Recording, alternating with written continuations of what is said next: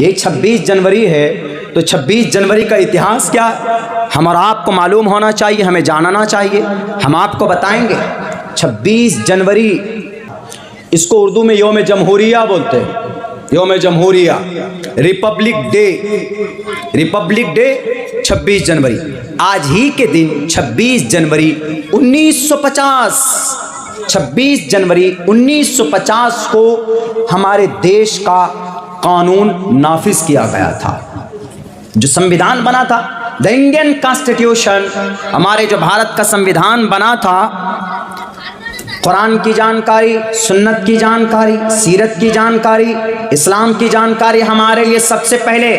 लेकिन जिस देश में रहते हैं, इस देश में 15 अगस्त क्यों मनाते हैं, 26 जनवरी क्यों मनाते हैं, हमारी क्या कुर्बानी रही है, हमने क्या क्या काम किए हैं, हमें बोलना पड़ेगा। नहीं बोलेंगे तो ये लोग क्या समझेंगे? बहुत से लोग ऐसे समझते हैं ना कि ये लोग तो कुछ भी नहीं है, सब काम हमने किया। गांधी जी को महात्मा किसने बनाया? पंडित जवाहरलाल नेहरू को पंडित जी किसने बनाया? हमारे ही खून और हमारी ही मेहनत और कुर्बानी का नतीजा है कि ये देश आज़ाद हुआ और हमारा ही नाम छांट कर निकाल दिया गया। ये देश का कानून आज़ाद कब हुआ था हमारा भारत? 15 अगस्त 1947 में। एक लंबी तारीख है। अंग्रेज आए, अंग्रेज से पहले कौन थे जी? अंग्रेज से पहले मुगल थे, मुगल। आखिर में, सबसे आखिर में 1862 के अंदर मुगल बादशाह, आखिरी बादशाह, क्या नाम उसका? बहादुर शाह जफर का इंतकाल हो जाता है, मौत के घाट चले जाते। मुगल बादशाह, मुस्लिम इंपेरर रहे 700-800 साल तक। उससे पहले कौन रहे? उससे पहले हिंदू राजा रहे, हिंदू भी थे, मुस्लिम भी थे। उससे पहले कौन रहे जी? उससे पहले और कोई? तो उससे पहले कौन थे जी? उससे पहले कौन थे जी? भारत के अंदर सबसे पहले कौन थे? हाँ, सबसे पहले आदिवासी थे। आदिवासी, आदि मतलब पुराना, वासी मतलब रहने वाला। आदिवासी को भारत में इसलिए आदिवासी बोलते हैं चूंकि वो यहाँ के पुराने हैं। आदिवासी से पुराना कोई नहीं है। आज जो बने बैठे हैं, कोई गृह मंत्री, कोई मुख्यमंत्री, कोई प्रधानमंत्री, ये भारत के आदिवासी नहीं है, भारत के मूल निवासी नहीं है। ये भी बाहर से आए हैं, ये भी बाहर से, आर्यन कौम, ईरान से आए। यहाँ के मूल निवासी कौन? सबसे ज्यादा आपके झारखंड, बंगाल, उत्तर प्रदेश, जिन्हें हम शूद्र कहते, जिन्हें हम दलित कहते, जिन्हें हम संथाल कहते, जिन्हें हम इस तरह की बातें बोलते हैं, उनको कहते हैं। ये लोग असल में इस देश के वो हैं। एक तारीख है लंबी, हम उधर नहीं जाएंगे। तो अंग्रेज आया 1608 के अंदर आया अंग्रेज। आने के बाद जनाब यहाँ आए क्यों थे? यहाँ बहुत खजाना था हमारे देश में, बहुत। सबसे बड़ी चीज काली मिर्च, काली मिर्च, इलायची, गरम मसाला, ये कर्नाटक, श्रीरंगापट्टनम, मैसूर, गुजरात, महाराष्ट्र, कालीकट, मालाबार, इन इलाकों में होता था। तो इन चीजों को देखकर सबसे पहले भारत में समंदर के रास्ते वास्को डे गामा 1498 में आया। सबसे पहले कब्जा करने नहीं आया था, देखने सबसे पहले समंदर के रास्ते से। कहां से आया वो? मंगोल से, मंगोल से आया था वो, मंगोल से, पुर्तगाल से यहाँ आया। आने के बाद ब्रिटेन के लोगों ने देखा कि वहाँ तो बहुत कुछ है। आहिस्ते आहिस्ते उन्होंने कदम जमाना शुरू किया यहाँ के दौलत को। यहाँ से काली मिर्च, गरम मसाला, इलायची लेके जाते थे और वो लोग बेचकर 5 गुना मुनाफा कमाते थे, 5 गुना। यहाँ का जो कोहिनूर था, ये कोहिनूर बेचकर 7 दिन तक पूरी दुनिया के लोगों को खिलाया जा सकता था। कोहिनूर हमारे देश में मुगल इंपेरर के ये कुर्सी में लगी हुई थी पीछे, उसको भी लूट कर ले गए अंग्रेज, ना लाए। ये सब चीज देख कर आए। पहले जंग हुई, लड़ाई हुई, और सबसे पहले जंग की शुरुआत किसने की? मैं कई मर्तबा तकरीर में बोल चुका हूं, आज भी बोलता हूं। सबसे पहले जंग की शुरुआत नवाब सिराजुद्दौला का नाना का नाम अली वर्दी खान, आपके इसी बंगाल मुर्शिदाबाद के रहने वाले। और अंग्रेज का सबसे पहले हेड ऑफिस कलकत्ता, इसी कलकत्ता, तो कोलकाता कलकत्ता बोलते, इसी कोलकाता के उस हेड ऑफिस को तोड़कर हटाया अली वर्दी खान ने। कहा कि अंग्रेज तुमको नहीं रहने दूंगा। अली वर्दी खान का इंतकाल हो गया, नवाब सिराजुद्दौला आए। नवाब सिराजुद्दौला ने भी सबसे पहले जंग की शुरुआत की। कब? 1755 में। 1755 में शुरुआत की अली वर्दी खान, 1757 में शुरुआत की नवाब सिराजुद्दौला ने। 1799 में लड़ाई लड़ी कौन? टीपू सुल्तान ने। उनका इंतकाल हो जाने के बाद, उनको शहीद कर देने के बाद देश पर मुकम्मल तौर पर कब्जा हो जाता। उसके बाद उलमा आए मैदान में, रायबरेली के उलमा, दारुल देवबंद के उलमा, नदवतुल उलमा के उलमा मैदान में आ गए। 1857 की जंग लड़ी गई शामली के मैदान में। 1857 से लेकर बाज़ाब्ता तौर पर 1857 से 1947 तक मुकम्मल तौर पर इस्लाम, टीपू सुल्तान के शहीद होते ही हिंदुस्तान कब्जे में आ गया अंग्रेज़ों के।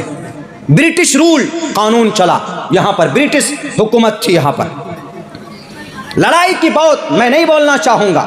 उस वक्त का एक बहुत बड़ा मौलाना हुसैन अहमद मदनी 1934 में 1936 में ऐलान किया गया कि भारत का नागरिक, भारत का नौजवान यहाँ नहीं, ब्रिटानिया ब्रिटेन का दूसरा वर्ल्ड वॉर जर्मनी से था। वो लोग आपस में लड़ रहे थे, फौज कहाँ से लाएंगे? हमारे भारत के नौजवानों को गाड़ियों में डाल डाल कर ये अंग्रेज ले जा रहे थे दूसरी वर्ल्ड वॉर, दूसरी जंग लड़ने के लिए जर्मनी से। वहाँ लड़ाई हो रही थी। मौलाना हुसैन अहमद मदनी ने कहा कि नौजवानों, भारत के लोगों, अंग्रेज के फौज में, उनकी आर्मी में भर्ती होना तुम्हारे लिए नाजायज और हराम है। जब अंग्रेज के जज को पता चला कि हुसैन अहमद मदनी ने ऐलान किया है, नाजायज का फतवा दिया है, तो कहा कि मौलाना को पकड़ कर लाओ।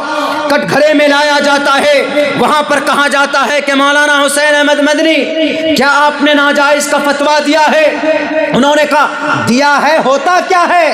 अब भी देता हूं तुम्हारे सामने जज।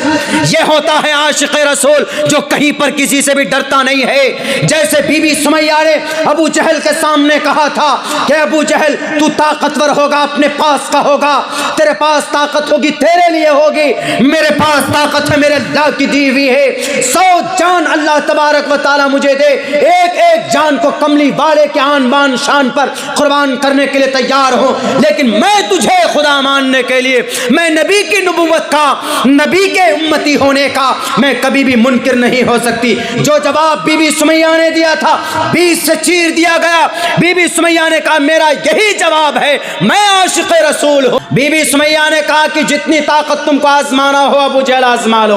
बीबी सुमैया को चीर दिया जाता है, लेकिन अपने ईमान का सौदा नहीं करती। वही आशिक़ रसूल आज की तारीख में 150 साल पहले अंग्रेज के सामने कहता है, वही मौलाना हुसैन अहमद मदनी रहमतुल्लाहि अलैह, अंग्रेज मैं कल भी यही मैंने फतवा दिया था, आज भी ये फतवा देता हूं कि तुम्हारे फौज में भर्ती होना गुनाह है, गुनाह है, हराम है, हराम है, हराम है। क्या करोगे?